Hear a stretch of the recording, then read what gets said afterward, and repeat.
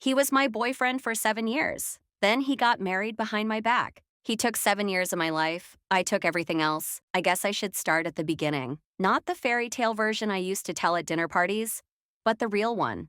The one with all the ugly truths that were easier to hide behind smiles and social media filters.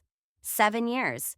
That's how long I was with Marcus. We met in our final year of university. I was majoring in communications. He was studying finance. I still remember how he walked up to me at the campus cafe, stammering through some cheesy pickup line about the book I was reading. God, it was bad, but charming. He was charming in that clumsy, boy next door kind of way. At the time, I thought it was real. Now I realize it was rehearsed. We were inseparable after that.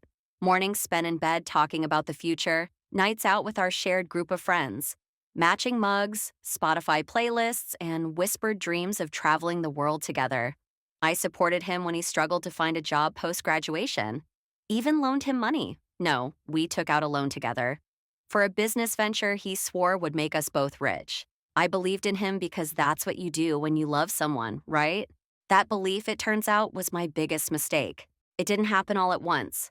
The betrayal, I mean, it was slow, like poison dripping in water. At first, it was the late nights. He'd say he had to stay back at work, trying to impress a client, or that he had networking events. I didn't question him, not at first. But then came the phone calls he'd ignore, the messages left on read, the emotional distance.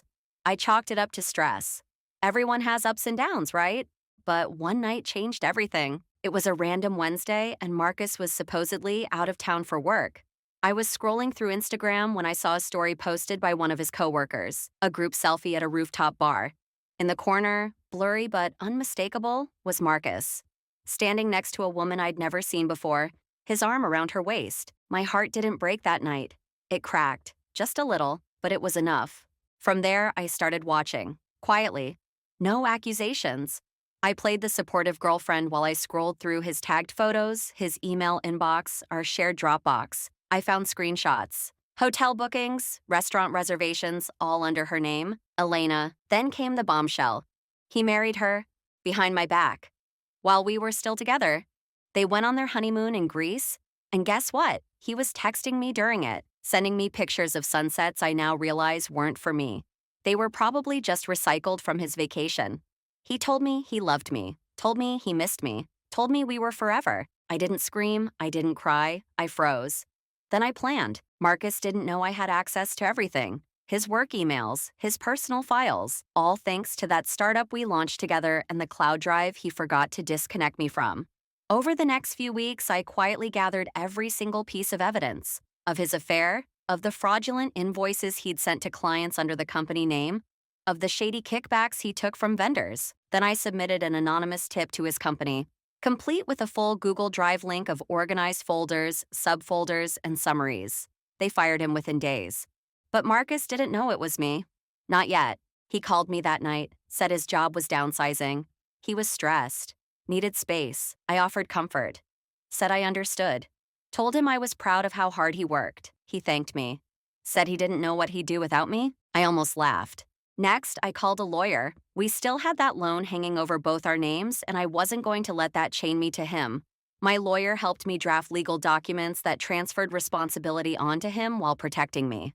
I told Marcus I was nervous about my credit and future, and he, still high on my fake sympathy, agreed to sign everything. Now for the final act. I reached out to Elena. I found her email through one of their wedding vendors, sent a polite message asking if she had a moment to chat, then I dropped the payload. Screenshots, text logs, voice messages, and videos. A timeline. Every sweet thing Marcus had said to me while they were supposedly in their honeymoon phase. I told her I didn't want revenge. I just didn't want another woman to feel like I did. She didn't reply. But 2 days later, Marcus showed up at my apartment. Disheveled.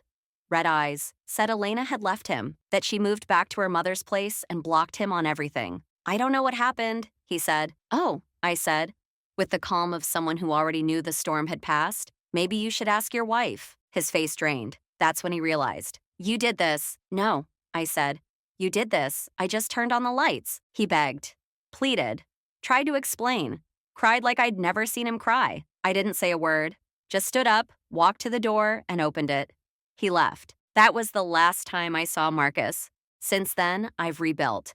I paid off the rest of the loan with the settlement I received from selling off our shared business assets. I started freelancing, then launched my own agency. I moved to a new city, got a cat, started painting again.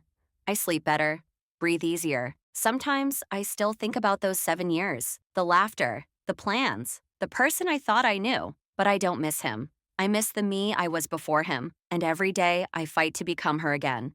Stronger, wiser, unshakable. Marcus took 7 years of my life, so I took everything else. If you like to watch more videos, please hit the subscribe button and notification bell.